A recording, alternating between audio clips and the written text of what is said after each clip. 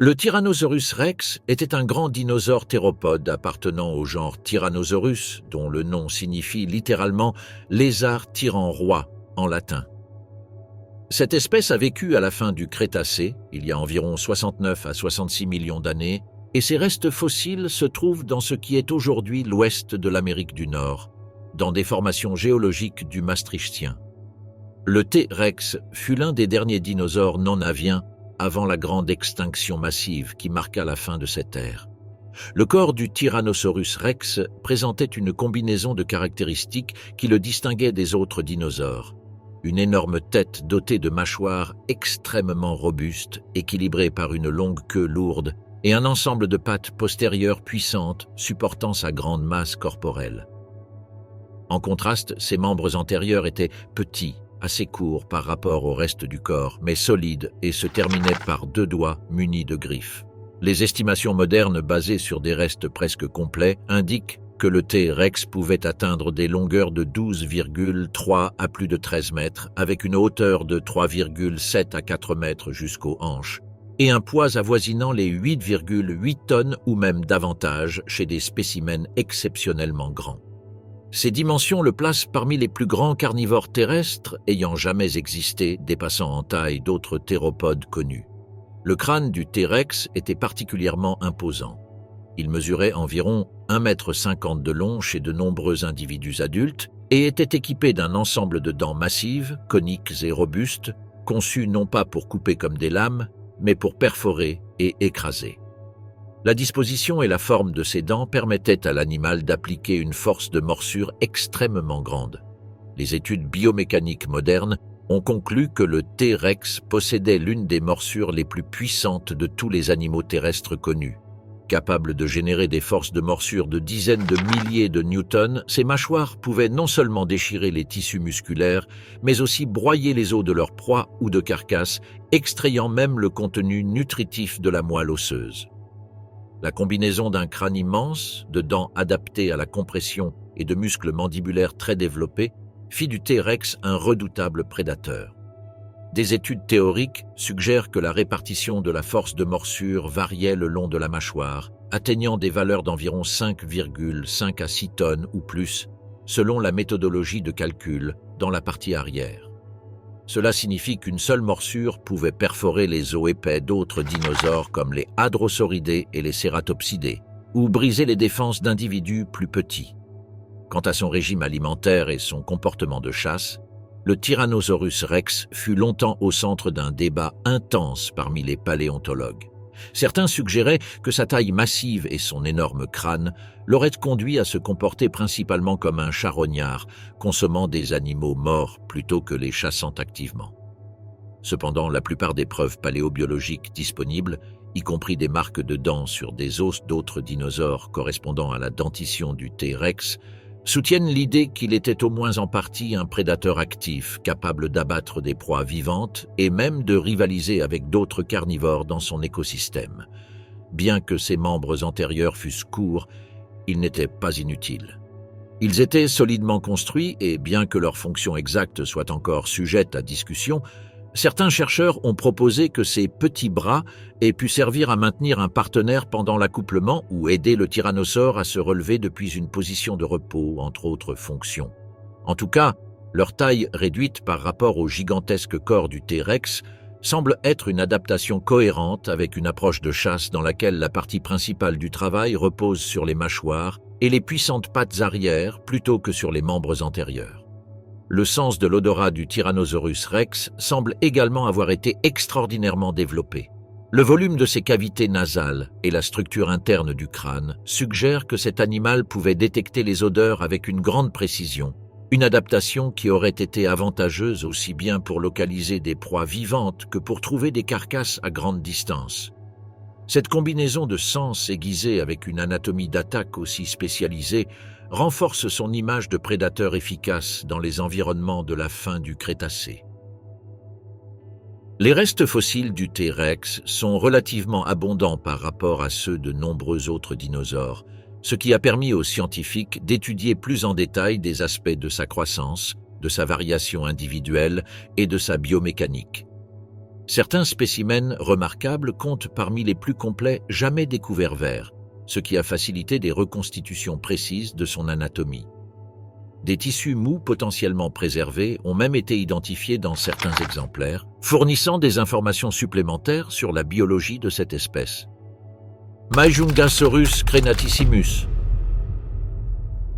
Le Majungasaurus crenatissimus était un dinosaure théropode carnivore qui vécut entre 70 et 66 millions d'années durant le Crétacé supérieur dans ce qui est actuellement l'île de Madagascar. C'est la seule espèce connue du genre Majungasaurus, dont le nom provient de lézard de Mahajanga, et il est considéré comme le principal prédateur terrestre de son écosystème dans la formation sédimentaire connue sous le nom de formation Maevarano, un environnement fluvial semi-aride où il coexistait avec d'autres dinosaures herbivores et carnivores de plus petite taille. La taille du Majungasaurus le distinguait comme un carnivore de taille moyenne à grande parmi les théropodes abélisauridés. Les spécimens adultes avaient une longueur typique d'environ 6 à 7 mètres, bien que des restes incomplets suggèrent que certains individus aient pu dépasser les 8 mètres. Son poids dépassait probablement les 1100 kg chez les individus typiques et aurait été comparable en masse à celui d'autres abélisauridés robustes. L'anatomie de ce prédateur reflétait des adaptations uniques pour la chasse et la consommation de grandes proies.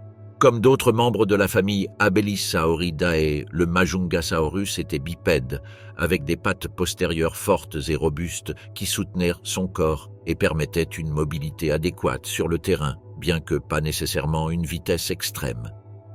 En revanche, ses bras étaient très courts et réduits, avec de petites mains dotées de doigts peu fonctionnels, probablement sans rôle important dans la capture active des proies. Le crâne du Majungasaurus était particulier parmi les théropodes, plus haut et plus large que celui de nombreux autres carnivores et doté d'une texture osseuse extérieure très rugueuse. Au-dessus du museau se trouvait une structure osseuse épaissie, formant une corne frontale arrondie, initialement confondue avec la coupole d'un pachycéphalosaure lors des premières découvertes, mais aujourd'hui comprise comme faisant partie de sa morphologie crânienne caractéristique. La conception du crâne n'était pas nécessairement destinée à couper de manière prolongée comme chez d'autres théropodes à museau long et étroit, mais plutôt à saisir et maintenir la proie. L'anatomie de l'os nasal et le renforcement de l'extrémité supérieure du museau augmentaient probablement la résistance aux forces de torsion lorsque l'animal mordait des animaux robustes ou combattait de grandes proies.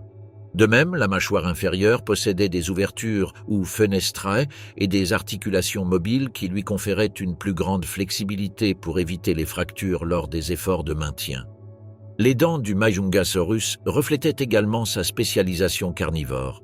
Il avait un plus grand nombre de dents dans les deux mâchoires que la plupart des autres abélisauridés, avec des couronnes basses et robustes.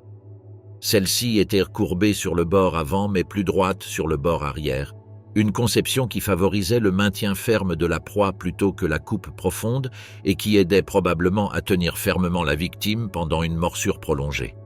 Un des aspects les plus remarquables du Majungasaurus était sa fréquence de remplacement dentaire. À l'instar des requins modernes, ce dinosaure renouvelait ses dents beaucoup plus rapidement que de nombreux autres théropodes carnivores. Les études indiquent qu'il pouvait remplacer ses dents jusqu'à 13 fois plus vite que d'autres espèces carnivores et qu'il complétait le renouvellement de l'ensemble de sa dentition environ tous les 2 mois. Ce taux élevé de remplacement a été interprété comme une adaptation à un mode de vie où les dents étaient constamment soumises à l'usure due à la morsure des os et à la rupture répétée contre les tissus durs de grandes proies, ce qui aurait été particulièrement utile pour exploiter différentes ressources alimentaires et supporter le stress mécanique associé au maintien ferme de la proie. Le registre fossile lié à la formation de Maevarano apporte des preuves directes non seulement de la manière dont le Majungasaurus se nourrissait de grands herbivores, comme les sauropodes du genre Rapetosaurus, mais aussi d'un comportement inhabituel parmi les dinosaures carnivores, le cannibalisme. Lors des fouilles, de nombreux os de Majungasaurus ont été identifiés avec des marques de dents correspondant spécifiquement à la dentition de cette espèce, tant en espacement qu'en taille, ce qui suggère que des individus de la même espèce ont été consommés, soit comme charognes, soit possiblement après des combats entre eux. Ce type de marques osseuses fait du Majungasaurus l'un des rares théropodes non aviens pour lesquels des indices clairs de consommation de congénères ont été observés. L'adaptation alimentaire du Majungasaurus faisait partie d'une stratégie générale qui en faisait le prédateur apex de son environnement. Ses membres postérieurs robustes, son crâne renforcé, ses dents nombreuses et son taux élevé de remplacement dentaire le préparaient à affronter non seulement de grandes proies comme les sauropodes lents, mais aussi à se nourrir de charognes et de restes osseux lorsque l'occasion se présentait. Ces traits anatomiques et comportementaux suggèrent un animal capable de s'adapter à différentes proies dans son écosystème, conservant des capacités à la fois pour la chasse active et la consommation de matières mortes. Le système respiratoire du Majungasaurus a également fait l'objet de reconstructions à partir de vertèbres et de côtes fossilisées, montrant des cavités propres au sac aérien similaires à ceux des oiseaux modernes. Ce type de système pulmonaire aurait permis un apport efficace en oxygène, un avantage métabolique pour un prédateur actif et renforce les preuves de profondes connexions évolutives entre les dinosaures théropodes et les oiseaux actuels. Allosaure. L'Allosaurus, dont le nom signifie « lézard étrange », est un genre éteint de dinosaures théropodes appartenant à la famille des Allosauridae. Ses membres ont vécu au Jurassique supérieur, il y a environ 155 à 145 millions d'années pendant les intervalles oxfordiens, chimérigiens et titoniens, et leurs fossiles ont été retrouvés en Amérique du Nord et en Europe. La sous-espèce connue sous le nom d'Allosaurus fragilis a été décrite officiellement en 1877 par Othniel Charles Marsh à partir de restes découverts aux États-Unis. Au cours de l'histoire paléontologique, plusieurs autres espèces et genres apparentés ont été proposés, tels que Allosaurus europaeus, Allosaurus chimadseni et d'autres noms controversés. Néanmoins, la fragilis est la plus largement acceptée et la mieux connue dans le registre fossile. Ce dinosaure était l'un des prédateurs les plus communs et connus du Jurassique tardif, et ses nombreux restes en font l'un des théropodes carnivores les mieux représentés dans le registre fossile. Dans des gisements comme la formation Morrison en Amérique du Nord, un vaste ensemble de sédiments qui préservent les écosystèmes terrestres du Jurassique, des dizaines de spécimens d'Allosaurus ont été récupérés, dont beaucoup d'adultes presque complets, ce qui a permis des reconstitutions détaillées de sa biologie et de son comportement. L'Allosaurus était un carnivore bipède de grande taille pour son époque. Les individus adultes mesuraient généralement entre 7,5 et 9 mètres de longueur, bien que certains restes suggèrent des spécimens pouvant atteindre près de 10 mètres. Sa masse corporelle est estimée entre 1,4 et 2,0 tonnes, variant selon la méthode de calcul et la taille des spécimens. Le crâne de l'Allosaurus était proportionnellement grand, mais étonnamment plus léger que celui d'autres grands prédateurs carnivores ultérieurs. Pourtant, il était armé de dents dentelées et incurvées en forme de dé, conçues pour découper la chair. Les os du crâne présentaient des traits ornementaux, tels que des crêtes osseuses et des protubérances au-dessus et devant les yeux, qui étaient probablement recouvertes de kératine de son vivant. Alors que certaines reconstitutions populaires ont suggéré que la morsure de l'Allosaurus était extraordinairement puissante, des études anatomiques ont montré que son crâne n'était pas adapté pour exercer la force de morsure la plus extrême parmi les théropodes. Au lieu de cela, de nombreux chercheurs proposent que l'Allosaurus utilisait des stratégies d'attaque dynamique, bougeant vigoureusement la tête ou effectuant des morsures répétées et violentes pour déchirer de gros morceaux de chair de ses proies, exploitant la combinaison de dents acérées et d'une musculature robuste du cou. Les pattes arrière de l'Allosaurus étaient fortes et bien développées, assurant une locomotion bipède stable et lui permettant de se déplacer avec une agilité relative pour un animal de sa taille. La longue queue musclée agissait comme un contrepoids, équilibrant son corps lors de la course et des manœuvres rapides. Contrairement à d'autres théropodes ultérieurs comme les tyrannosauridés, l'Allosaurus possédait des membres antérieurs relativement plus fonctionnels, avec 3 doigts dotés de griffes incurvées qui pouvaient avoir été utilisées pour saisir ou frapper ses proies. Les fossiles d'Allosaurus ont été découverts associés à des restes d'herbivores gigantesques du Jurassique, y compris des sauropodes tels que Apatosaurus, Diplodocus, Camarasaurus et Brachiosaurus, ainsi que des ornithichiens comme Stegosaurus et d'autres herbivores plus petits. La diversité de la faune associée suggère que le régime alimentaire de l'Allosaurus incluait une large gamme de proies, allant des dinosaures de grande taille aux herbivores moyens et plus petits. La paléobiologie et le comportement social de l'Allosaurus ont fait l'objet de débats parmi les paléontologues. Dans la formation Morrison, plusieurs individus d'Allosaurus ont été trouvés dans la même strate fossile, ce qui a amené certains chercheurs à suggérer que ces dinosaures pourraient avoir montré une certaine vie en groupe ou un comportement social, coopérant possiblement à la chasse ou voyageant en petits groupes familiaux. Cependant, l'interprétation de ces regroupements de fossiles n'est pas unanime. Certains scientifiques soutiennent que la concentration de restes pourrait refléter des individus solitaires qui se sont rassemblés autour d'une source de nourriture, comme une grande carcasse, plutôt qu'une preuve directe de chasse coopérative. Par conséquent, bien qu'il existe la possibilité que l'Allosaurus ait chassé en meutes organisées, les preuves directes de coopération coordonnée lors de la chasse ne sont pas encore concluantes. Néanmoins, l'idée que plusieurs individus d'Allosaurus participaient à la chasse de proies de grande taille, comme les énormes sauropodes, a été postulée sur la base de certaines associations fossiles et de la logique écologique de faire face à des proies trop grandes pour un seul prédateur. Dans ce scénario, la coopération potentielle pourrait avoir été une stratégie pour abattre des animaux énormes comme Camarasaurus ou Diplodocus qui dépassaient en taille les allosaures individuels. Au-delà de ses compétences de chasseur, les fossiles d'Allosaurus conservent également des preuves de blessures et de cicatrisation sur les os, y compris des fractures et des marques de morsures qui montrent que ces prédateurs souffraient parfois de blessures profondes et parvenaient à survivre un certain temps après avoir subi de tels dommages. Cela suggère un mode de vie violent, avec une compétition intraspécifique, c'est-à-dire au sein de la propre espèce ou des affrontements avec de grandes proies qui pouvaient les blesser pendant le combat. Contrairement à certains théropodes plus spécialisés des périodes ultérieures, l'Allosaurus possédait des adaptations qui lui permettaient d'exploiter une large gamme de niches écologiques comme prédateur agile et efficace dans les écosystèmes du Jurassique tardif. Daspletosaure.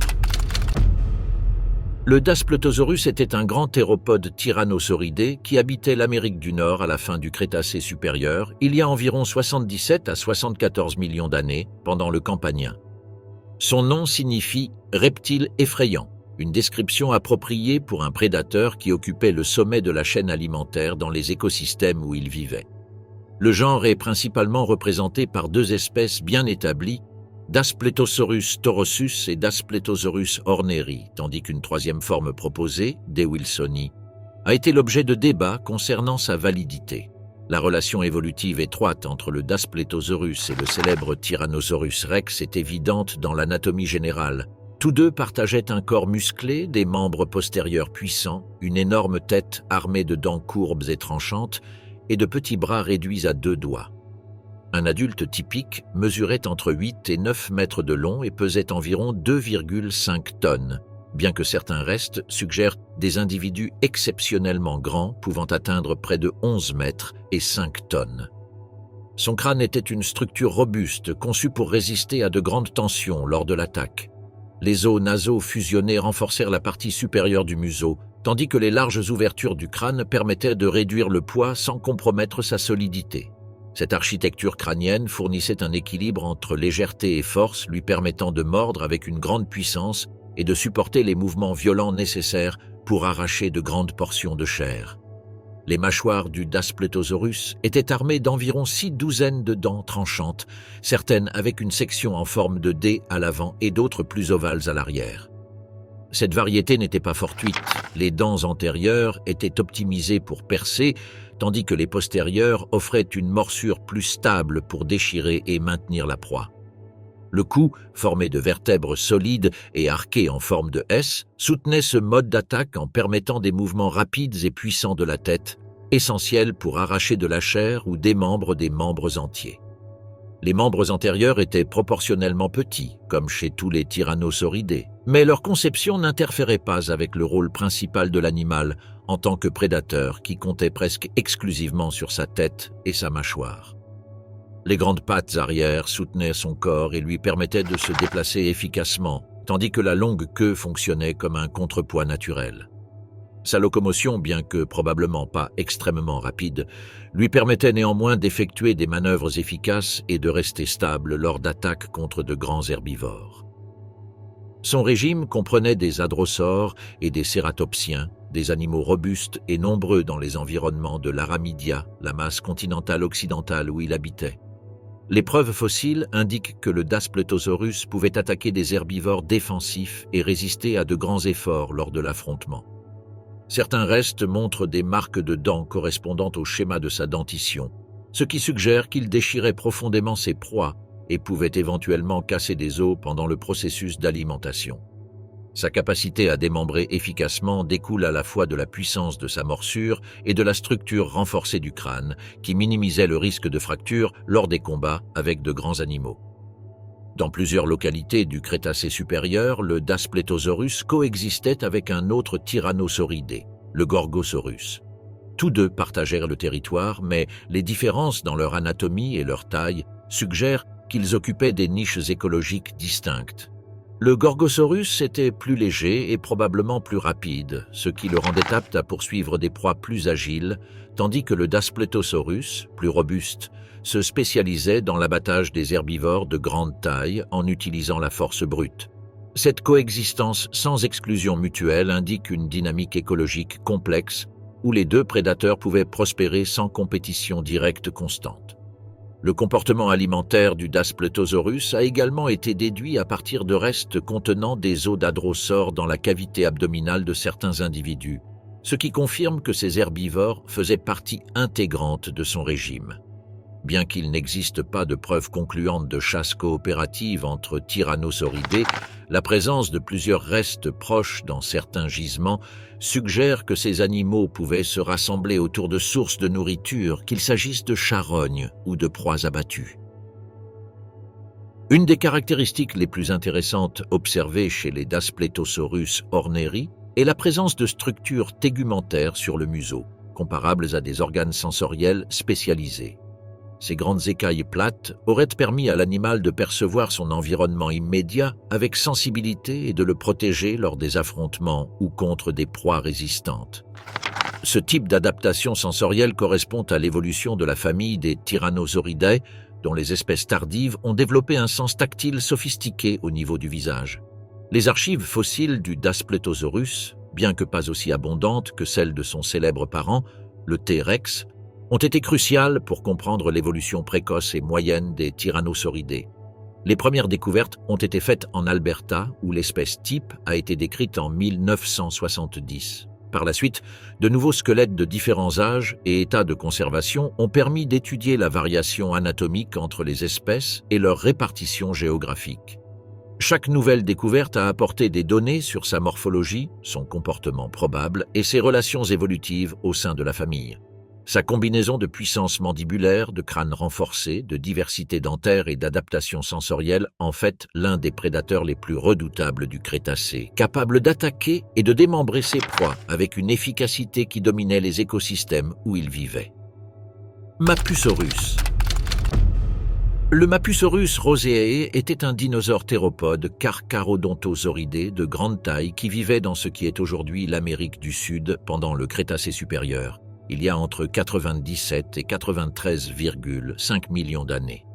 Son nom, dérivé de la combinaison du mapudungun mapu, qui signifie « de la terre », et du grec saurus, lézard, reflète à la fois le lieu où ces restes ont été découverts et la tradition des noms de dinosaures.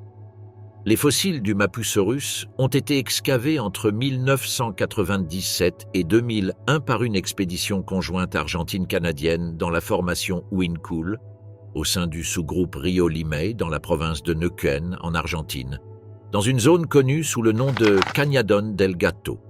Ce dépôt est interprété comme un ancien canal d'eau douce, formé par des courants saisonniers dans un climat aride ou semi-aride, un environnement où il cohabitait avec certains des plus grands dinosaures ayant jamais existé. Les dimensions du Mapusaurus le placent parmi les théropodes les plus grands connus.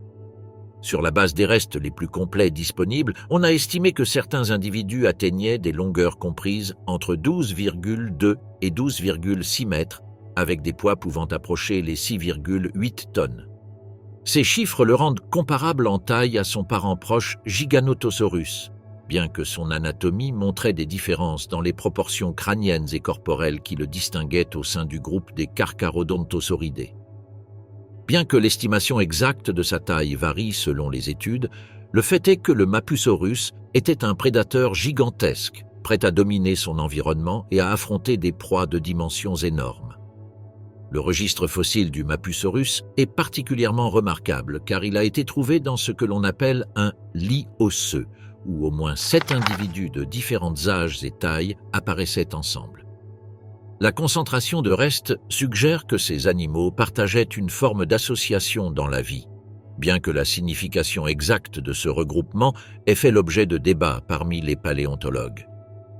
Certains spécialistes ont avancé que cette accumulation pouvait être due à des processus naturels de dépôt au fil du temps ou à une accumulation de cadavres dans une zone où un événement catastrophique ou un piège naturel retenait les animaux. Cependant, la présence de multiples individus de la même espèce dans le même lit a alimenté l'hypothèse selon laquelle le Mapusaurus pourrait avoir vécu et chassé en groupe coopératif, un comportement de chasse sociale permettant d'abattre des proies beaucoup plus grandes que chaque individu pris isolément. L'idée que le Mapusaurus pratiquait une forme de chasse en groupe a révolutionné à l'époque la vision traditionnelle des théropodes comme prédateurs solitaires. Lors de conférences de presse et de discussions scientifiques, les découvreurs du dinosaure ont suggéré que la réunion des os pourrait indiquer que ces animaux travaillaient ensemble pour abattre d'énormes sauropodes tels que Argentinosaurus, l'un des plus grands sauropodes ayant jamais existé. Cette interprétation reposait sur la logique selon laquelle des proies aussi colossales seraient difficiles à dominer pour un seul chasseur et que la coopération augmenterait les chances de succès et de survie. Pourtant, le détail précis de leur mode de chasse, qu'il s'agisse de meutes organisées comme les loups modernes ou plutôt de groupes flexibles d'individus se rassemblant pour chasser lorsque l'occasion se présentait, reste incertain car le registre fossile ne préserve pas directement le comportement. Au-delà du comportement social hypothétique, l'anatomie du Mapusaurus indique qu'il était adapté pour être un prédateur efficace. En tant que membre de la famille des Carcharodontosauridae, il possédait un crâne profond et relativement court, avec des mâchoires équipées de dents dentelées conçues pour couper la chair de ses proies. Ses membres postérieurs puissants soutenaient un corps robuste et musclé, ce qui aurait permis de supporter son propre poids et de lutter contre de grands herbivores. Bien que les détails de sa locomotion ne soient pas entièrement connus, sa structure corporelle suggère qu'il était un coureur puissant et un chasseur patient et agressif lorsque l'occasion se présentait. L'environnement dans lequel vivait le Mapusaurus était partagé avec plusieurs autres dinosaures de grande taille. Parmi eux se trouvaient d'énormes sauropodes comme l'Argentinosaurus et d'autres théropodes abélisauridés comme le Scorpiovenator et l'Ilochelesia. La présence de plusieurs grands prédateurs dans la même région indique un réseau trophique complexe où la compétition pour les ressources marquerait une grande partie de la dynamique écologique. Dans ce contexte, le Mapusaurus aurait pu occuper une niche de prédateur au sommet, capable de profiter à la fois de proies individuelles énormes et de restes d'animaux morts, selon les opportunités disponibles dans son environnement. Les recherches sur le Mapusaurus ont également mis en lumière la variation au sein du genre et la phylogénie des Carcharodontosauridae. L'étude de ces restes a conduit les paléontologues à inclure cette espèce dans la sous-famille des Giganotosaurinae, aux côtés d'autres grands carnivores d'Amérique du Sud et d'Afrique, tels que le Giganotosaurus et le Tyrannotitan, reflétant des relations évolutives étroites, partageant des caractéristiques anatomiques communes. Celles-ci incluent des traits du crâne, la structure corporelle et des détails des os des membres qui distinguent ce groupe des autres théropodes géants. Spinosaurus. Le Spinosaurus aegyptiacus a été l'un des dinosaures théropodes les plus impressionnants ayant existé, connu pour sa taille extraordinaire et pour posséder des adaptations anatomiques uniques qui le distinguaient de tout autre grand prédateur du Crétacé. Il a vécu il y a environ 99 à 93 millions d'années dans ce qui est aujourd'hui le nord de l'Afrique, dans une région dominée par de vastes systèmes fluviaux formant un environnement riche en poissons, reptiles aquatiques et autres grands animaux. Cet environnement a profondément marqué l'évolution de l'animal, le transformant en un prédateur semi-aquatique hautement spécialisé. Sa taille constitue l'un de ses traits les plus remarquables. D'après les restes fossiles disponibles, on estime que le Spinosaurus pouvait atteindre entre 15 et 16 mètres de longueur, dépassant peut-être même les dimensions d'autres théropodes géants tels que le Giganotosaurus ou le Tyrannosaurus rex. La musculature du corps, l'allongement du tronc et la forme particulière de son crâne et de ses membres suggèrent un mode de vie différent de celui des prédateurs terrestres typiques. Au lieu de dépendre exclusivement de la chasse sur terre ferme, le Spinosaurus a développé des caractéristiques adaptées à la nage et à la prédation de proies aquatiques, ce qui en faisait un super prédateur à la fois dans les rivières et les zones marécageuses. Le crâne du Spinosaurus était long et étroit, avec une forme rappelant le museau d'un crocodile. Ses mâchoires étaient munies de dents coniques, non dentelées, ce qui le rendait idéal pour saisir des poissons glissants sans avoir besoin de déchirer la chair dure. Les narines étaient situées vers le milieu du museau, une position avancée qui facilitait probablement la respiration pendant que le reste de la tête restait sous l'eau. Ces caractéristiques, ajoutées à la robustesse de la mâchoire et à la disposition des dents, indiquent un régime principalement piscivore, bien qu'il ait également pu se nourrir de charognes ou même de petites proies terrestres lorsque l'occasion se présentait. L'un des éléments anatomiques les plus distinctifs du Spinosaurus est l'énorme voile dorsale formé par les prolongements allongés des vertèbres. Ces épines neurales pouvaient atteindre plus d'1,5 mètre de hauteur, formant une structure s'étendant du cou jusqu'à une grande partie du dos. La fonction de cette voile a été l'objet de vifs débats. Certains spécialistes ont suggéré qu'elle pouvait servir de structure d'exposition pour attirer un partenaire ou intimider des rivaux. D'autres avancent qu'elle pouvait agir comme régulateur thermique, permettant de contrôler la température corporelle par exposition au soleil ou au vent.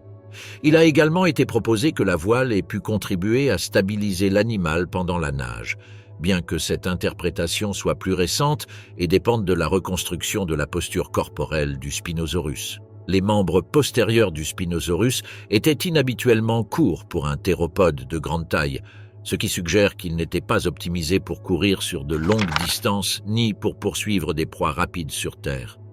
En revanche, les proportions de ses pattes et la densité des os indiquent une adaptation à la locomotion aquatique, lui permettant de maintenir la stabilité sous l'eau et de se propulser avec des mouvements contrôlés. Les membres antérieurs, en revanche, étaient plus développés et munis de grandes griffes courbées, pouvant servir à manipuler des proies, creuser ou se maintenir sur la rive pendant le repos ou la chasse. La queue du Spinosaurus est un autre élément clé pour comprendre son mode de vie.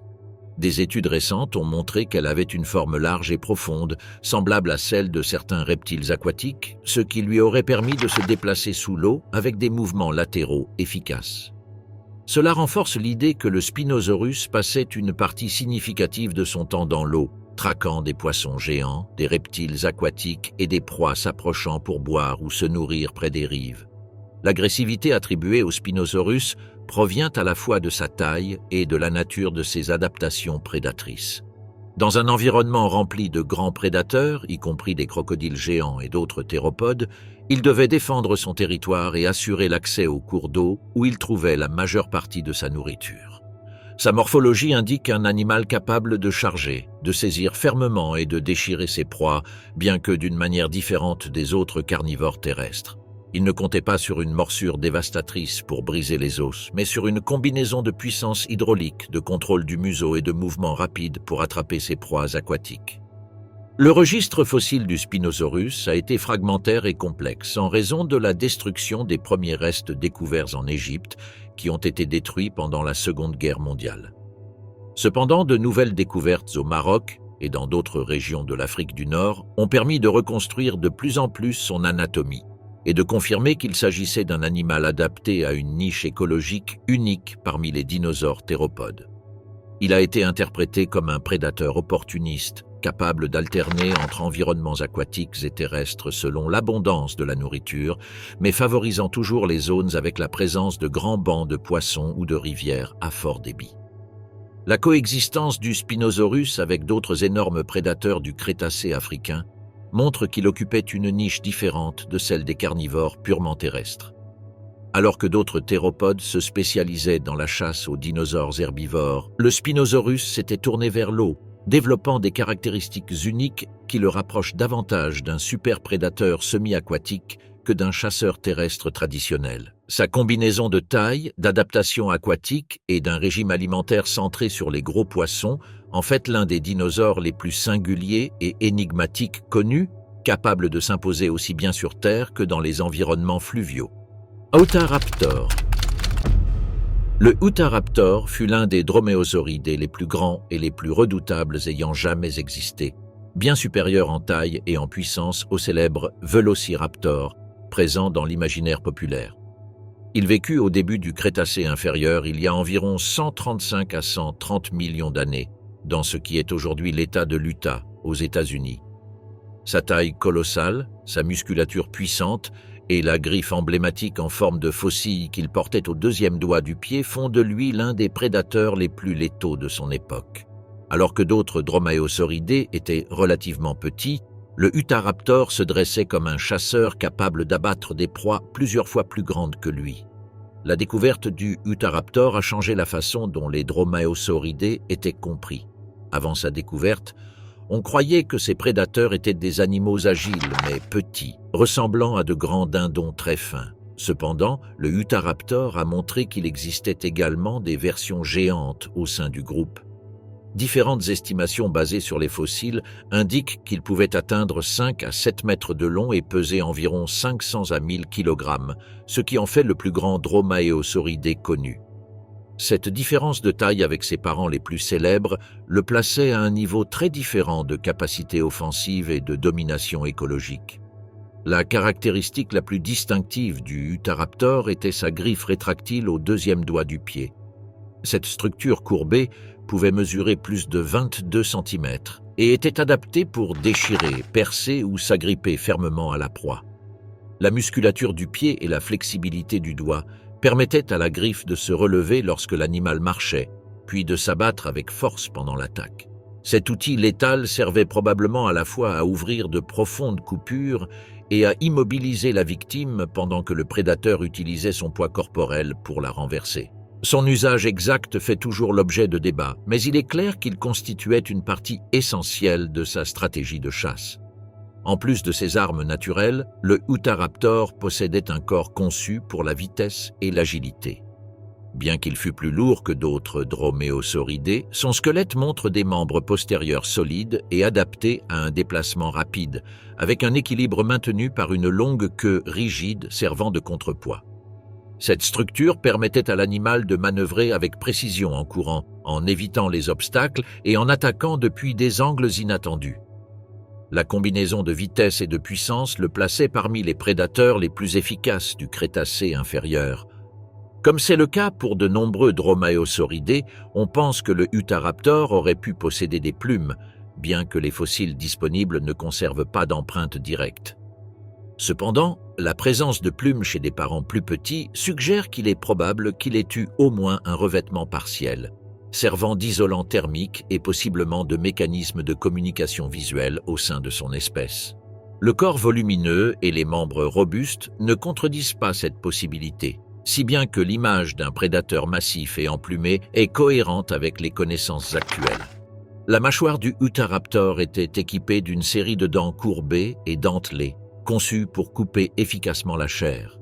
Ces dents, combinées au mouvement rapide du museau et à la capacité d'utiliser la griffe du pied comme ancre, auraient permis à l'animal de déchirer de grands morceaux de muscles et d'attaquer des proies de grande taille.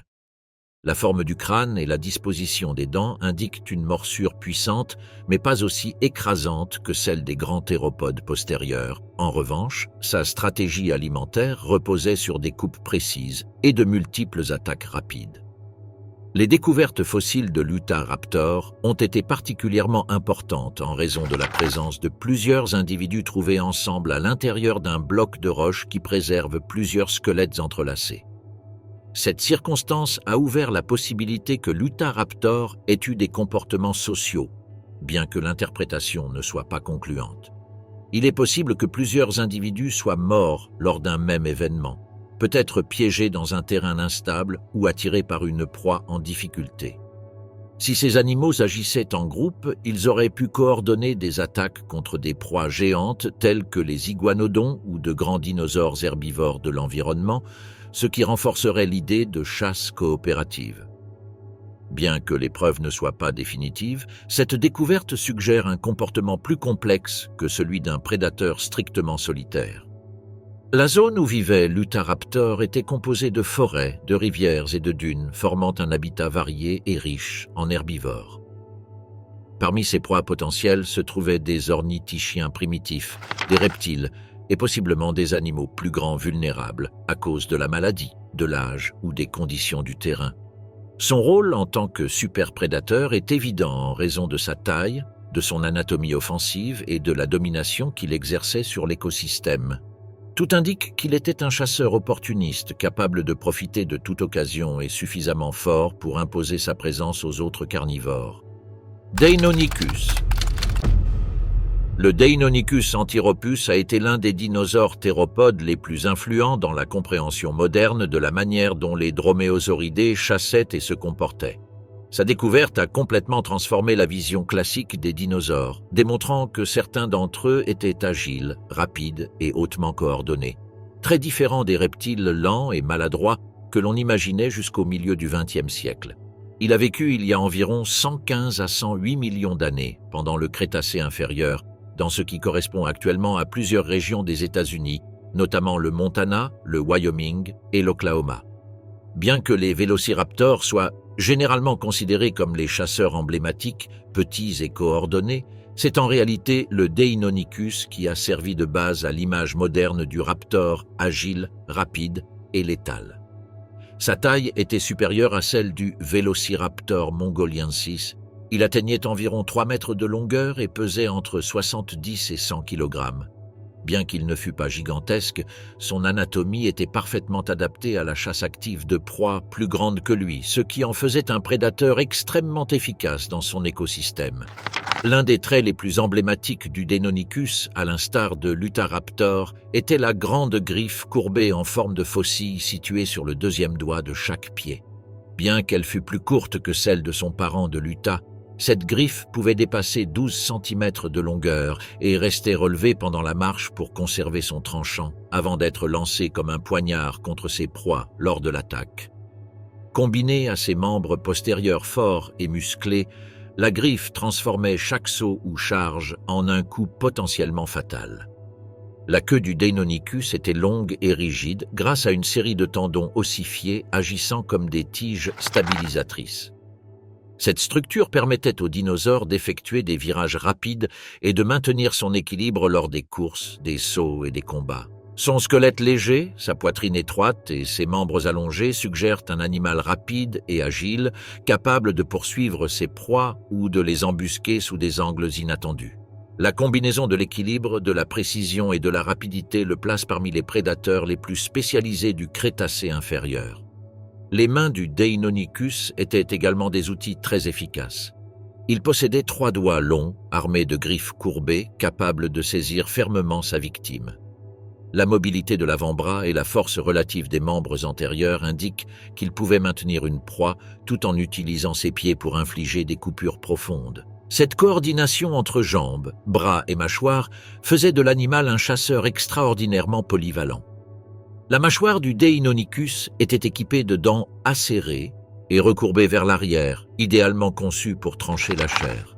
Ces dents n'étaient pas destinées à broyer, mais à déchirer par des mouvements répétés du museau. La puissance de sa morsure n'était pas aussi écrasante que celle des grands tyrannosauridés, mais suffisante pour arracher des tissus et causer rapidement de graves blessures. Dans l'ensemble, ces caractéristiques indiquent un prédateur actif qui dépendait davantage de la vitesse, de la précision et des coupures répétées que de la force brute. Un des aspects les plus fascinants du Deinonychus est la possibilité qu'il ait chassé en groupe.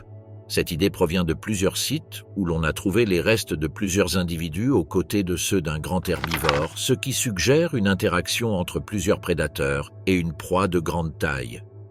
Bien que l'interprétation exacte ne soit pas concluante, la disposition des fossiles a été cohérente avec la possibilité d'une chasse coopérative. Si le Deinonychus agissait en groupe coordonné, Sa capacité à abattre des proies lourdes augmentait considérablement, lui permettant d'affronter des animaux beaucoup plus grands que lui.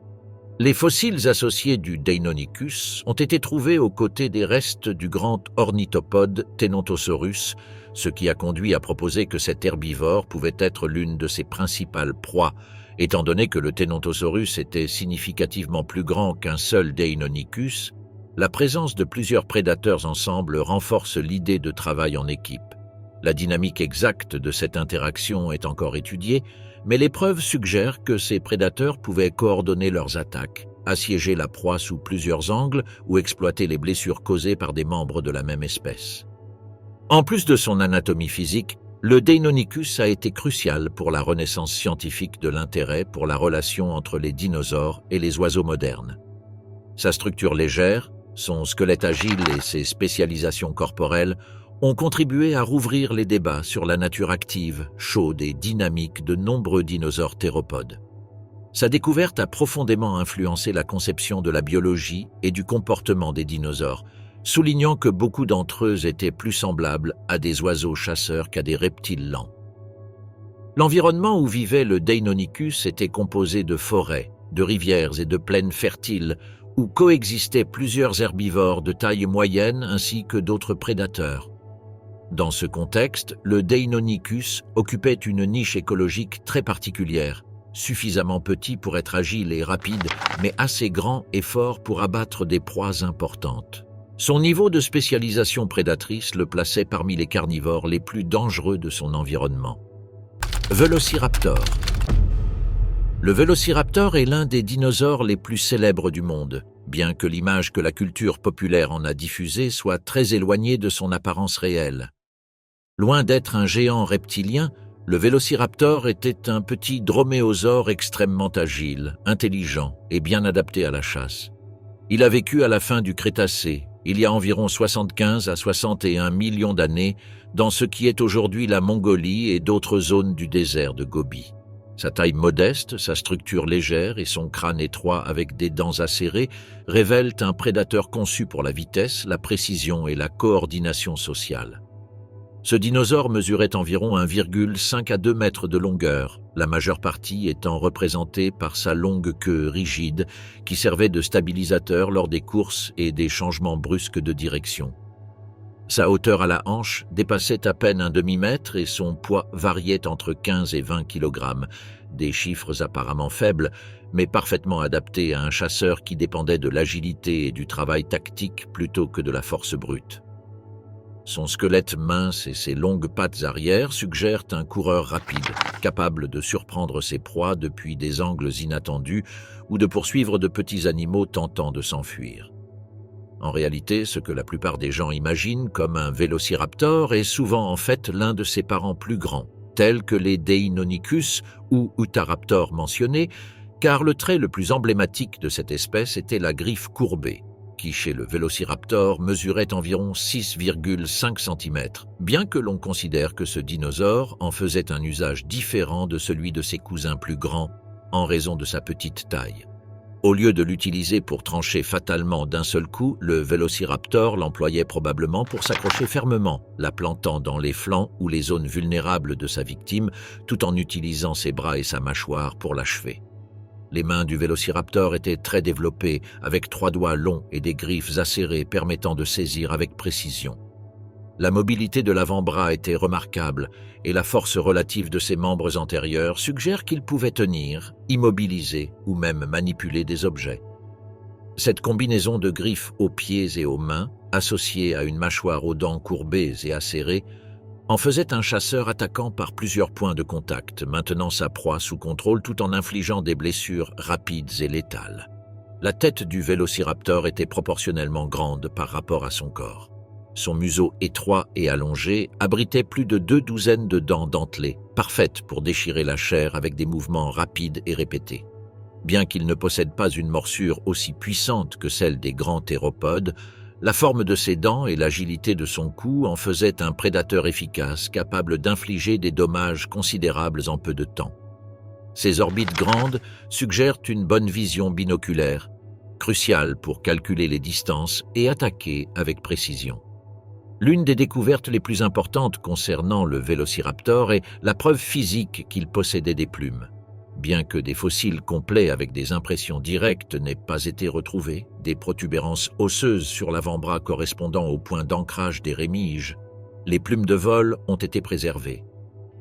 Cela indique que le vélociraptor possédait des ailes bien qu'il ne puisse pas voler. Ces plumes étaient probablement utilisées pour la communication visuelle, l'équilibre lors de la chasse ou la protection thermique. La présence de plumes le relie encore plus aux oiseaux modernes et renforce l'idée que les droméosauridés étaient des animaux actifs et dynamiques, plus semblables à des oiseaux chasseurs qu'à des reptiles traditionnels. Le comportement social du vélociraptor a fait l'objet de débats. Bien qu'il n'existe pas de preuves concluantes de chasse coopérative organisée, plusieurs découvertes suggèrent que l'espèce aurait pu agir en groupe dans certaines circonstances. La présence de plusieurs individus près de restes de grandes proies indique qu'ils auraient pu se rassembler pendant l'alimentation ou même participer à des attaques coordonnées. Bien que certains chercheurs soutiennent que ces associations peuvent être dues à un charognage opportuniste, la morphologie de l'animal combinée aux fossiles laisse ouverte la possibilité d'un certain degré d'interaction sociale pendant la chasse. Un des fossiles les plus célèbres de tous les temps, appelé les dinosaures en combat, présente un vélociraptor et un protocératops pris en plein affrontement. Cette découverte, préservée pendant des millions d'années par un effondrement soudain de sédiments, montre le vélociraptor avec la griffe du pied enfoncée dans le cou de sa proie, tandis que le protocératops lui retenait un bras avec ses mâchoires. Cette scène, figée dans le temps, confirme directement l'utilisation de la griffe dans des attaques précises et révèle l'agressivité et la détermination du petit prédateur qui affrontait des ennemis plus lourds et massifs que lui. L'environnement dans lequel vivait le vélociraptor était aride et extrême, avec des dunes de sable, des zones rocheuses et une végétation rare. Son succès en tant que chasseur dépendait de sa capacité à se déplacer rapidement, à se faufiler dans la topographie irrégulière et à tendre des embuscades à des proies comprenant de petits dinosaures herbivores, des reptiles et des mammifères primitifs. Dans ce milieu, être petit n'était pas un désavantage, mais une stratégie pour maximiser la vitesse et la flexibilité du corps. Le vélociraptor était un prédateur implacable, non pas par sa taille, mais par sa combinaison d'intelligence, d'agilité et d'outils offensifs spécialisés. Son anatomie révèle un animal adaptable, capable de réaliser des attaques précises, de surprendre ses proies et, éventuellement, de coopérer avec d'autres individus pour améliorer ses chances de succès. L'étude de cette espèce continue d'être fondamentale pour comprendre la transition entre dinosaures et oiseaux et pour corriger la vision déformée que l'on avait pendant des décennies des droméosauridés. Gorgosaure. Le Gorgosaurus libratus fut l'un des grands prédateurs du Crétacé supérieur en Amérique du Nord, un tyrannosauridé étroitement lié au Tyrannosaurus rex, mais distingué par une combinaison de vitesse, d'agilité et de précision dans la chasse qui en fit l'un des chasseurs les plus efficaces de son époque. Il a vécu il y a environ 76 à 75 millions d'années, principalement dans la région correspondante aujourd'hui à l'Alberta, au Canada, où sa présence est largement documentée dans la formation Dinosaur Park. Son nom signifie « lézard terrible », un titre qui reflète à la fois sa férocité et son rôle dominant dans l'écosystème. Bien qu'appartenant à la même famille que le redoutable T-Rex, le Gorgosaurus était plus léger et élancé. Il mesurait environ 8 à 9 mètres de longueur et son poids se situait autour d'une tonne, des chiffres qui, bien qu'inférieurs à ceux de son célèbre parent, en faisaient un prédateur considérablement grand. Sa structure osseuse, plus fine et agile, suggère qu'il était adapté aux mouvements rapides, une caractéristique peu courante chez les tyrannosauridés de grande taille. Cet avantage lui aurait permis de poursuivre et d'attaquer de grandes proies avec une agilité supérieure à celle des autres prédateurs contemporains. La tête du Gorgosaurus était imposante, équipée de dents acérées et recourbées disposées pour déchirer facilement la chair. Sa morsure était puissante, mais pas aussi spécialisée dans le broyage des os que celle des tyrannosauridés plus récents. Cela suggère une stratégie de chasse centrée sur l'attaque des tissus mous et la provocation d'hémorragies rapides chez la proie. Les os du crâne, bien que robustes, étaient suffisamment légers pour permettre des mouvements rapides de la mâchoire, essentiels dans une chasse où chaque seconde comptait. La vision binoculaire aurait également été un atout crucial, lui permettant de calculer les distances et de coordonner des charges précises. L'anatomie du corps renforce l'idée d'un chasseur rapide. Ses pattes arrière étaient longues et musclées, conçues pour générer une foulée large et soutenue. La proportion entre la hanche et le tibia suggère qu'il pouvait atteindre des vitesses supérieures à celles des autres tyrannosauridés de sa taille. La queue, longue et rigide, fonctionnait comme un contrepoids et permettait de maintenir l'équilibre lors de manœuvres rapides, offrant stabilité lors des virages ou changements de direction pour poursuivre des herbivores tentant de fuir. Cet équilibre entre force et vitesse faisait du Gorgosaurus un prédateur redoutable, spécialisé dans l'exploitation de la moindre faiblesse de sa victime. Les bras, comme chez tous les tyrannosauridés, étaient petits et possédaient 2 doigts fonctionnels, mais leur rôle dans la chasse était minime comparé à l'importance des mâchoires et des pattes arrière. La réduction des membres antérieurs contribuait probablement à alléger le corps et à améliorer ses performances en tant que coureur. L'ensemble de la morphologie du Gorgosaurus semble orienté vers un type de prédateur qui comptait sur des attaques frontales rapides, des morsures précises et la capacité de poursuivre ses proies sur un terrain relativement dégagé. Le régime alimentaire du Gorgosaurus comprenait principalement de grands herbivores partageant son environnement, tels que les hadrosaures et les cératopsidés. L'abondance de ces animaux dans la formation Dinosaur Park, combinée à sa taille considérable, en faisait le principal prédateur de la région. Dans le registre fossile, des restes d'herbivores portant des marques de dents attribuables au Gorgosaurus ont été trouvés, confirmant son rôle de superprédateur. Il est probable qu'il attaquait des individus jeunes ou malades, suivant des stratégies d'épuisement qui exploitaient sa vitesse pour maintenir la pression sur la proie jusqu'à l'épuiser. Dans d'autres cas, il aurait pu tirer profit du comportement en groupe de certains herbivores, profitant des ruées pour sélectionner les individus désorientés. En plus de son rôle de chasseur, il existe des indices selon lesquels le Gorgosaurus aurait pu être un opportuniste capable de se nourrir de charognes lorsque les circonstances le favorisaient. Son odorat, comme celui des autres tyrannosauridés, aurait été très développé, ce qui lui permettait de détecter des cadavres à distance. Cependant, les caractéristiques de son squelette indiquent clairement que sa spécialité était la chasse active et non le simple usage de restes. Le développement ontogénétique du Gorgosaurus révèle des changements significatifs dans ses proportions corporelles à mesure qu'il grandissait. Les jeunes étaient plus agiles et légers comparés aux adultes, ce qui suggère qu'ils occupaient des niches écologiques différentes. Tandis que les jeunes poursuivaient de petites ou moyennes proies, les adultes se concentraient sur des herbivores de plus grande taille. Cette différenciation réduisait la compétition entre individus de la même espèce et contribuait à la stabilité de l'écosystème. L'étude de ces changements corporels a également permis de mieux comprendre la croissance accélérée typique des tyrannosauridés. L'environnement dans lequel vivait le Gorgosaurus était chaud, humide et riche en biodiversité. Les rivières, plaines alluviales et forêts fournissaient des ressources abondantes tant pour les herbivores que pour les prédateurs. Dans cet écosystème, le Gorgosaurus partageait son territoire avec d'autres dinosaures carnivores, mais aucun n'égalait sa combinaison de vitesse et de puissance. Son rôle de prédateur au sommet était assuré non seulement par sa taille, mais aussi par sa suprématie dans la chasse de grandes proies que les autres carnivores ne pouvaient pas gérer. Malgré son importance écologique, le Gorgosaurus a disparu quelques millions d'années avant l'extinction massive de la fin du Crétacé.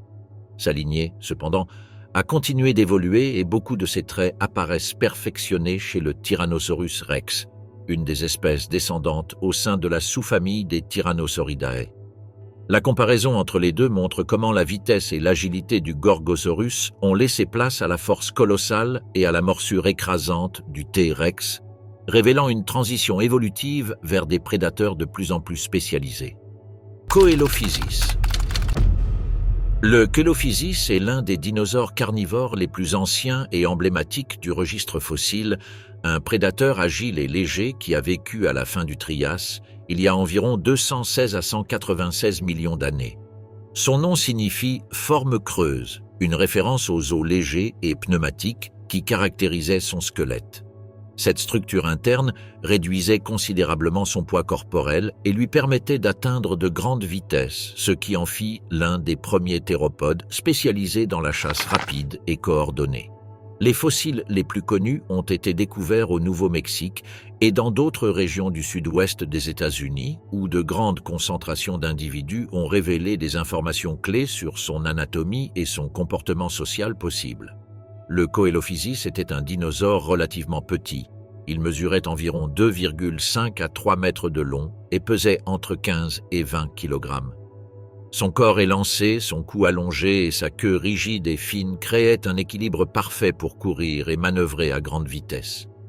Les membres postérieurs étaient longs et fins, adaptés pour effectuer de grandes enjambées et maintenir un rythme rapide pendant les poursuites. Les membres antérieurs, en revanche, étaient plus courts mais suffisamment fonctionnels pour saisir et manipuler de petites proies. Sa morphologie rappelle celle des animaux coureurs modernes, où légèreté et stabilité sont essentielles pour une chasse efficace. La tête du Coelophysis était étroite et allongée, avec un ensemble de dents pointues et incurvées vers l'arrière, fonctionnant comme de petites lames.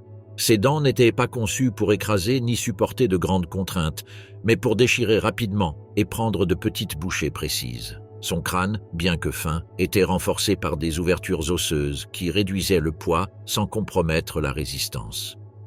La position des yeux suggère une vision large, idéale, pour détecter les mouvements rapides de petites proies ou pour se coordonner avec d'autres membres du groupe.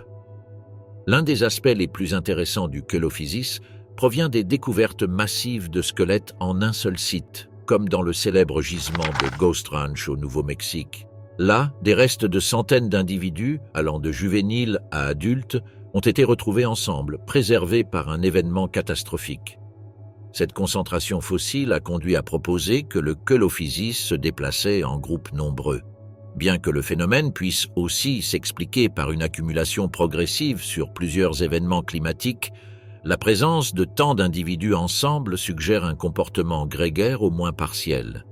S'ils agissaient réellement en groupe, cela aurait considérablement augmenté leur efficacité en tant que prédateurs, leur permettant d'encercler et de submerger des proies plus grandes ou plus rapides qu'un seul individu. Les études de leur structure dentaire et de leur estomac fossile ont généré des débats sur leur alimentation. Bien que certains restes semblaient contenir des os de juvéniles, interprétés initialement comme des preuves de cannibalisme, des analyses ultérieures ont montré que beaucoup de ces os appartenaient à de petits reptiles et non à des membres de leur propre espèce. Cela suggère que le Coelophysis avait une alimentation variée où prédominaient les petits vertébrés, sans exclure la possibilité que, dans des situations extrêmes, il puisse recourir au cannibalisme opportuniste. Son crâne et sa mâchoire indiquent qu'il était un chasseur actif de petits animaux, bien qu'un groupe nombreux puisse harceler des proies moyennes en utilisant courses, sauts et morsures rapides pour épuiser la victime avant de l'abattre. Un autre trait distinctif était son cou flexible, qui lui permettait d'effectuer des mouvements précis lors de l'attaque et de l'alimentation. Cette mobilité, combinée à une queue rigide servant de contrepoids, lui conférait une maniabilité exceptionnelle. Il pouvait changer de direction brusquement, un avantage crucial dans un environnement où les proies rapides et agiles étaient la norme. De plus, sa légèreté lui permettait de traverser des terrains instables ou rocheux sans perdre de vitesse, ce qui aurait été utile dans les environnements arides et variables du Trias tardif. La croissance du Coelophysis révèle également des informations importantes sur son mode de vie. Les individus jeunes étaient particulièrement élancés et probablement plus rapides que les adultes. Cela a pu permettre aux différentes étapes de développement d'occuper des niches alimentaires différentes, réduisant la compétition au sein du groupe. Les jeunes pouvaient chasser des insectes, de très petits lézards et d'autres animaux minuscules, tandis que les adultes se concentraient sur des proies plus grandes, profitant de la coopération de plusieurs membres du groupe lorsque cela était nécessaire. L'environnement habité par le Coelophysis était chaud, généralement sec et sujet à de fortes fluctuations saisonnières. Les pluies occasionnelles provoquaient des inondations soudaines qui ont pu être responsables de la mort massive de nombreux individus de l'espèce, y compris ceux conservés dans les dépôts fossilifères mentionnés. Ces épisodes climatiques extrêmes auraient également favorisé la vie en groupe, car se déplacer collectivement pouvait aider à trouver de l'eau, un abri ou des zones plus riches en proie. Tricératops. Le Tricératops est l'un des dinosaures herbivores les plus emblématiques du Crétacé tardif et, malgré son régime végétal, aussi l'un des animaux les plus redoutables de son époque. Il a vécu il y a environ 68 à 66 millions d'années dans la région correspondant aujourd'hui à l'Amérique du Nord, notamment dans les formations Hell Creek et Lance. Son nom signifie « tête à trois cornes », en référence aux 3 protubérances osseuses de son crâne, 2 longues cornes au-dessus des yeux et une plus courte sur le nez. Ces structures, avec son grand collier osseux, constituent l'un des crânes les plus impressionnants du règne animal fossile et révèlent beaucoup sur sa capacité défensive et son comportement. Ce dinosaure pouvait mesurer environ 7,9 à 9 mètres de long et peser entre 6 et 12 tonnes, ce qui en faisait un herbivore massif capable d'affronter pratiquement n'importe quel prédateur de son écosystème. Sa structure corporelle était robuste, des pattes courtes mais musclées, un corps volumineux et une tête énorme pouvant atteindre plus de 2 mètres de long. Malgré son apparence lourde, le Tricératops était probablement plus agile que sa taille ne le suggère, surtout dans les situations de danger où la défense active était cruciale pour sa survie. Le crâne du Tricératops est sa caractéristique la plus distincte. Le collier osseux, qui s'étendait depuis l'arrière du crâne, était plus solide que celui des autres cératopsiens, car il ne comportait pas de grandes ouvertures. Cette structure renforcée pouvait avoir plusieurs fonctions: protection du cou contre les prédateurs, support de muscles puissants ou éléments visuels utilisés lors de démonstrations ou d'interactions sociales. Les cornes, en particulier les 2 situées au-dessus des yeux, étaient des armes redoutables capables de provoquer de graves blessures.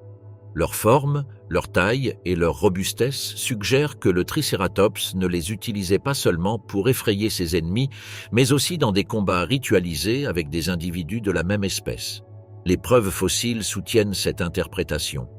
Plusieurs crânes de Tricératops présentent des traces de blessures et de perforations compatibles avec les cornes d'autres cératopsiens, ce qui suggère des affrontements directs, probablement liés à l'accès aux partenaires, au territoire ou à la hiérarchie au sein des groupes. Ces lésions montrent des signes de guérison, indiquant que de nombreux individus survivaient à ces combats. Ce type de comportement agressif interne témoigne également d'une espèce dont la force physique était centrale dans la vie quotidienne. En ce qui concerne son comportement défensif face aux prédateurs, le Tricératops se trouvait fréquemment dans le même environnement que le Tyrannosaurus rex. Les 2 dinosaures ont été retrouvés dans les mêmes formations, et il ne fait aucun doute que le T-rex considérait le Tricératops comme une proie précieuse, bien que extrêmement dangereuse. Sa défense principale reposait sur une combinaison de masse corporelle, de cornes acérées et d'une remarquable capacité à charger. Les pattes avant puissantes et les pattes arrière compactes lui permettaient d'adopter une posture basse et stable avant de foncer, un mouvement capable d'infliger des dommages sévères à tout assaillant. Un seul impact de ses cornes pouvait provoquer des fractures osseuses ou des blessures profondes, même à un prédateur aussi imposant qu'un tyrannosaure. Sa dentition, bien que non offensive au sens prédateur, révèle un niveau surprenant de sophistication évolutive. Le Tricératops possédait une batterie dentaire composée de multiples rangées de dents se renouvelant continuellement et fonctionnant comme une surface de coupe extrêmement efficace pour broyer la végétation dure, les jeunes troncs et les plantes fibreuses du Crétacé tardif. Ce système dentaire indique qu'il était un herbivore spécialisé et très bien adapté à différents types de plantes, lui permettant de tirer parti d'une large gamme de ressources alimentaires. La forme de la collerette et ses ornements ont également pu remplir des fonctions sociales. Il est possible que les Tricératops utilisaient ces structures pour se reconnaître entre eux, montrer leur maturité sexuelle ou établir leur domination au sein du groupe. Bien qu'il n'existe pas de preuves concluantes d'un comportement grégaire permanent, certains indices fossiles suggèrent qu'ils pouvaient au moins occasionnellement former de petits groupes. Dans de telles situations, un groupe de Tricératops bien coordonné aurait représenté un mur presque impénétrable pour tout prédateur, similaire à la défense collective pratiquée par de nombreux herbivores modernes. En plus de sa fonction défensive et sociale, la collerette a pu jouer un rôle dans la régulation thermique de l'animal.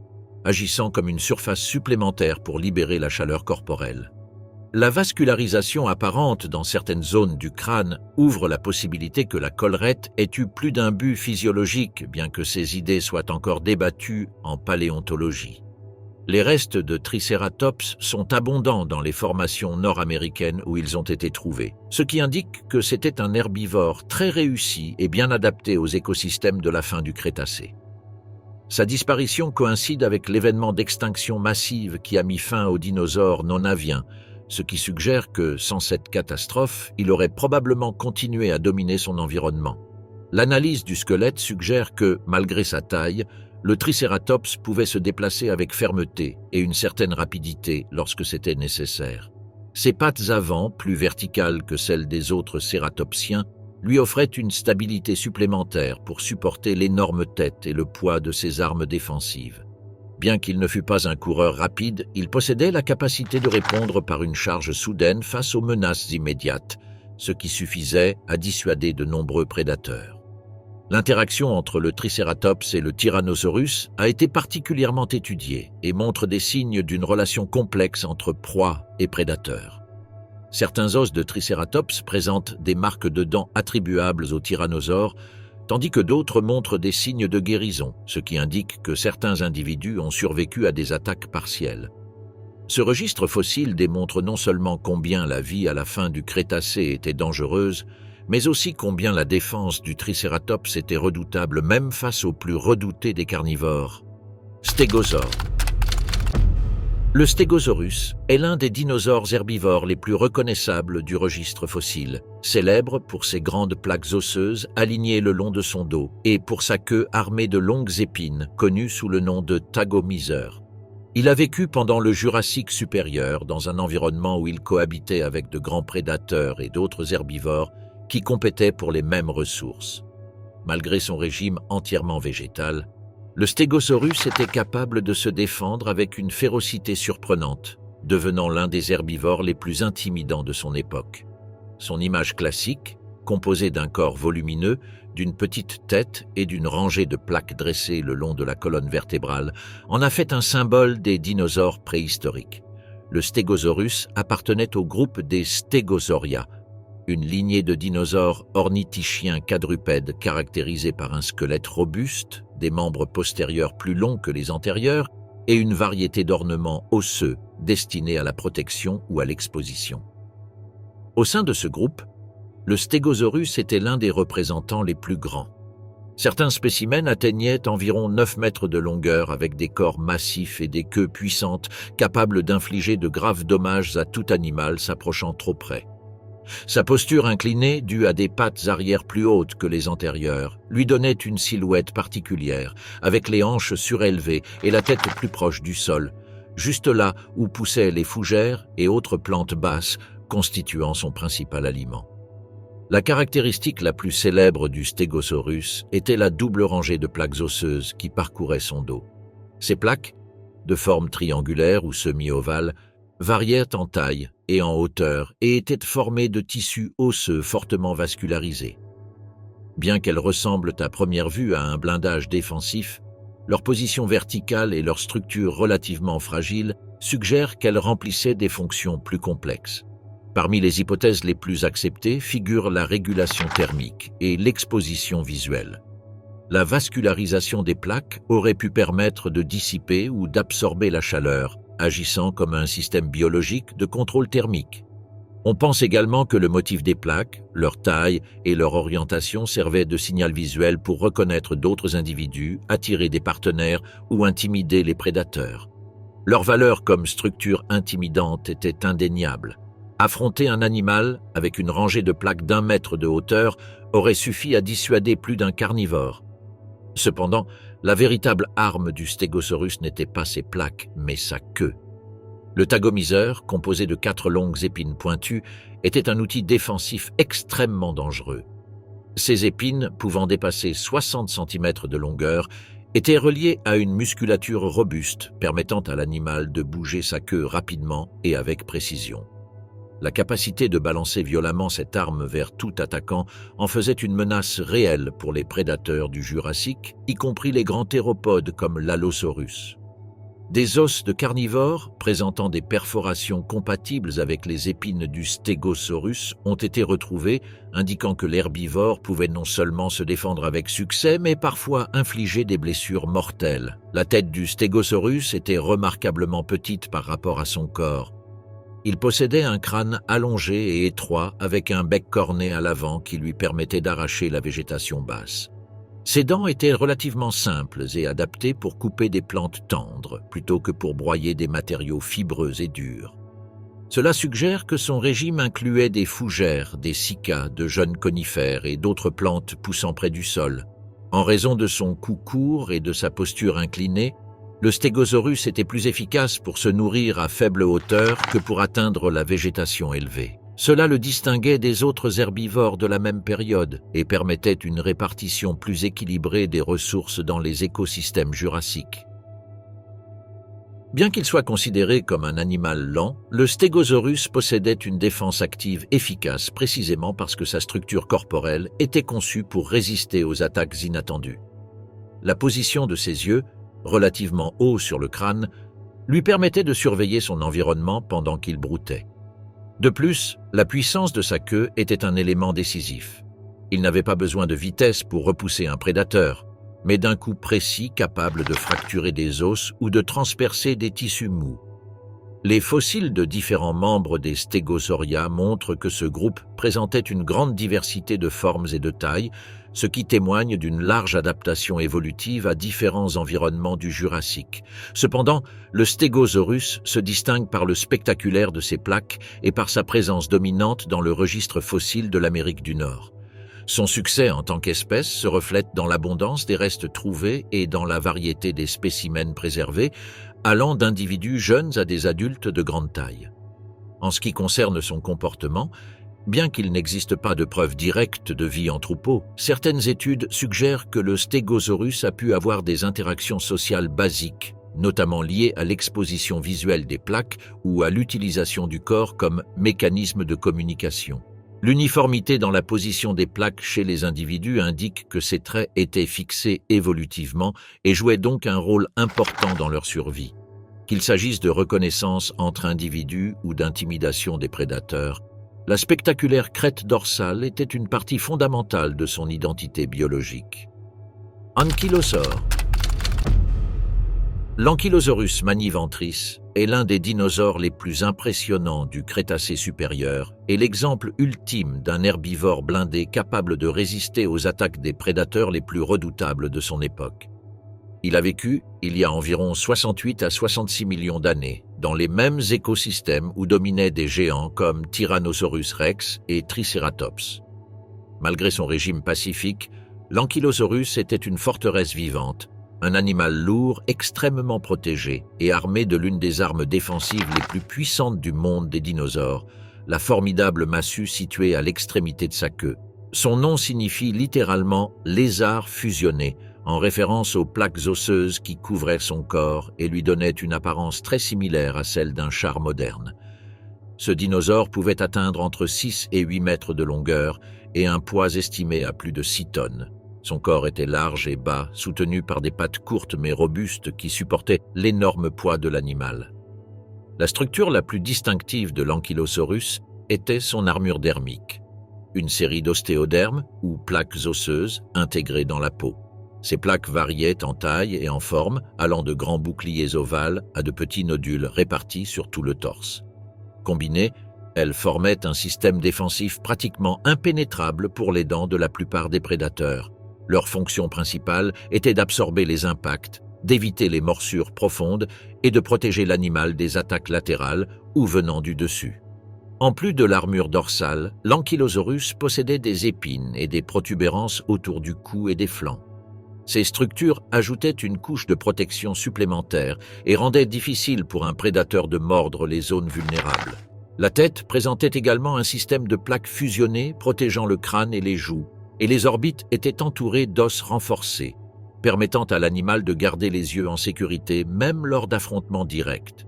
Son museau large et incurvé était adapté pour arracher la végétation basse, ce qui indique que son alimentation se concentrait sur des plantes telles que fougères, cycas et angiospermes primitives. Cependant, la caractéristique la plus redoutée de l'Ankylosaurus était sa queue. Ce dinosaure possédait une structure unique parmi les vertébrés, une massue osseuse formée par des vertèbres terminales fusionnées et un épais dépôt de tissu osseux qui agissait comme une masse contondante. Cette arme ne servait pas seulement à intimider, elle était capable d'infliger des dégâts dévastateurs. La musculature de la queue était extrêmement puissante, permettant à l'animal de la déplacer rapidement et de générer une énergie d'impact suffisante pour casser des os. Des études basées sur l'anatomie de la queue suggèrent qu'un coup bien placé pourrait fracturer les tibias ou même les côtes d'un grand prédateur comme le T-Rex. Dans un écosystème où les attaques pouvaient provenir d'animaux extrêmement puissants, cette massue transformait l'Ankylosaurus en une proie très dangereuse à tenter de dominer. La posture de l'animal facilitait également sa défense. Son centre de gravité était bas et son corps lourd rendait difficile pour un prédateur de le renverser. Cela est significatif, car la seule partie vulnérable de l'Ankylosaurus était son ventre, dépourvu de plaques osseuses. La tactique d'un prédateur aurait été de tenter de le renverser, mais la combinaison de son poids, de ses pattes robustes et de sa massue mobile rendait cela compliqué. Le simple fait qu'un coup de sa queue puisse dissuader un attaquant suffisait à assurer sa survie dans la plupart des rencontres. L'environnement où vivait l'Ankylosaurus était diversifié, composé de forêts, de plaines alluviales et de rivières. Il cohabitait avec une variété d'herbivores et de carnivores qui rivalisaient pour les ressources. L'Ankylosaurus se déplaçait lentement, mais avec fermeté, se nourrissant de plantes au ras du sol. Sa mâchoire n'était pas particulièrement forte comparée à celle d'autres herbivores, mais ses petites dents en forme de feuilles suffisaient à traiter la végétation tendre. La structure de son crâne, incluant des fosses nasales complexes, suggère qu'il pouvait avoir un système respiratoire efficace, voire des mécanismes pour réguler la température et l'humidité de l'air inhalé. Malgré son apparence blindée, l'Ankylosaurus n'était pas invincible. Les grands prédateurs tentaient probablement de l'attaquer lorsqu'il était jeune ou lorsqu'il était blessé. Cependant, un adulte en bonne santé représentait un défi si risqué que de nombreux prédateurs préféraient l'éviter. Sa capacité défensive était si remarquable que, même dans des scénarios de chasse coopérative, l'affronter était peu rentable. Cela explique en partie pourquoi l'Ankylosaurus a réussi à prospérer jusqu'à la fin du Crétacé, devenant l'un des derniers dinosaures blindés avant l'extinction massive. On débat également pour savoir si l'Ankylosaurus pouvait utiliser sa massue pour affronter d'autres membres de son espèce. Bien que les fossiles ne montrent pas de preuves claires de combat intraspécifique, la possibilité n'est pas à exclure, surtout en période de reproduction ou de compétition pour le territoire. Néanmoins, son corps conçu presque entièrement pour la défense suggère que l'objectif principal de la massue était de dissuader ou de blesser des prédateurs, pas des rivaux.